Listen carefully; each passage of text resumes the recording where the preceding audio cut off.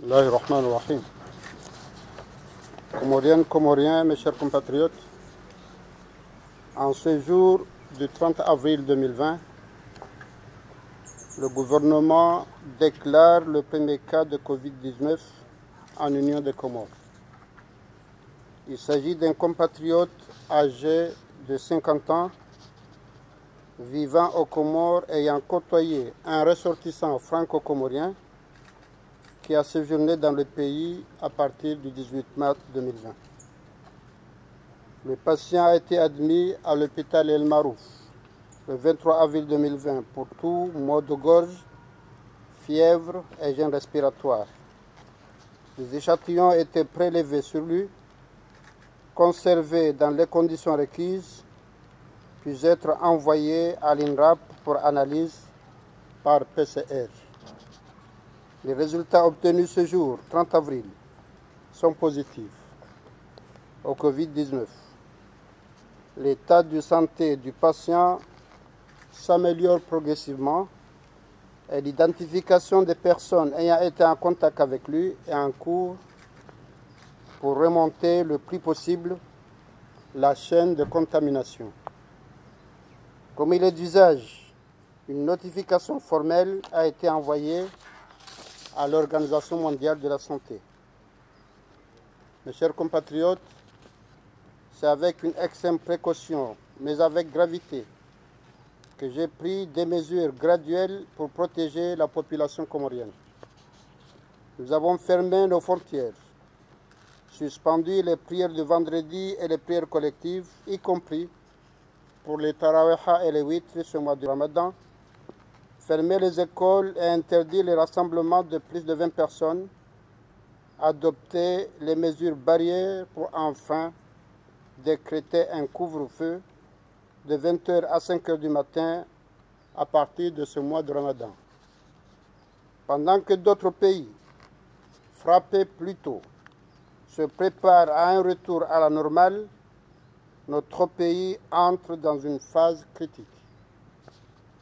Notre préoccupation première est d'éviter une saturation de nos capacités de prise en charge des malades, qui nous obligerait à adopter des mesures encore plus draconiennes pour protéger la population. Je n'ai pas adopté le confinement total parce que la majorité de la population vit de l'informel.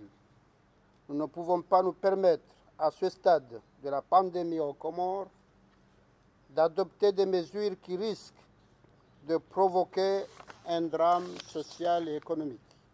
Et c'est pourquoi nous tenons au renforcement et au respect strict des gestes barrières et des mesures déjà en cours. Alors que le PRC est opérationnel et que d'autres machines sont attendues, des commandes ont été lancées pour disposer des masques et des tests suffisants. Notre stratégie, une fois le malade testé positif, est de l'isoler et de le soigner, de repérer sa famille et ses proches, de les prendre en charge et de protéger leur entourage immédiat en remontant la chaîne de contamination.